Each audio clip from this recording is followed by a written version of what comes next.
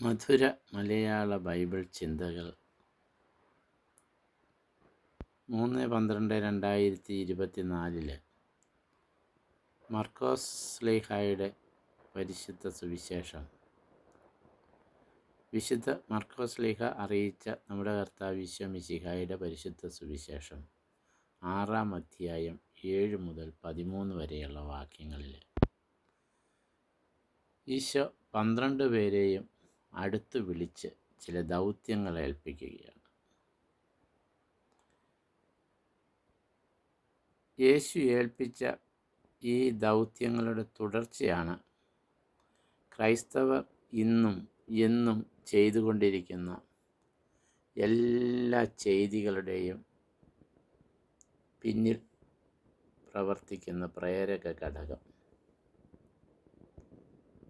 നിങ്ങൾ ലോകമെങ്ങും പോയി എൻ്റെ സുവിശേഷം അറിയിക്കുക എന്ന് മറ്റൊരിടത്ത് യേശു പറയുന്നുണ്ട്. തൻ്റെ ശിഷ്യരെ അടുത്ത് വിളിച്ച് അവർക്ക് സമ്മാനങ്ങൾ നൽകി അവിടുന്ന് പകർന്നു കൊടുത്ത അതേ സന്ദേശം അതേ ഭാവത്തിൽ അതേ രൂപത്തിൽ ഇന്നും എന്നും അനേകരിലേക്ക് നൽകപ്പെടുവാനുള്ള വലിയ കൃപാവരം. അതാണ് ദൈവത്തിൻ്റെ തുടർച്ച, ദൈവപ്രവർത്തനങ്ങളുടെ തുടർച്ച.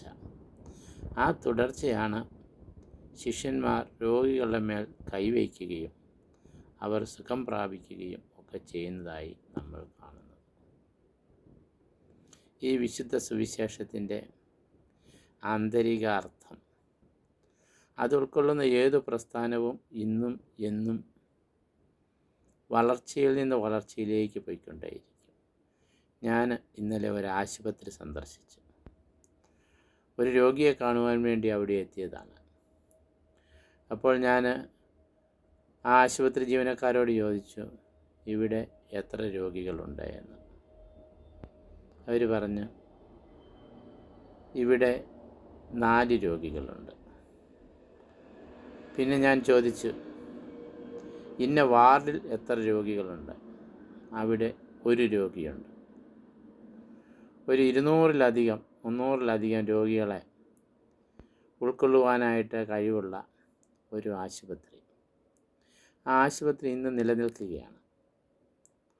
ആ ആശുപത്രി സ്ഥാപിച്ച, അതിനുവേണ്ടി പണവും വസ്തുവകകളും അവയ്ക്ക് വേണ്ട സംവിധാനങ്ങളുമെല്ലാം ഏർപ്പെടുത്തിയത് ഒരേ ഒരു വ്യക്തിയാണ്. ഒരുപക്ഷെ അദ്ദേഹത്തിൻ്റെ കുടുംബാംഗങ്ങൾ കാണും, അല്ലെങ്കിൽ അദ്ദേഹവുമായി സമരസപ്പെട്ട് പ്രവർത്തിച്ച പലരുടെയും സംഭാവന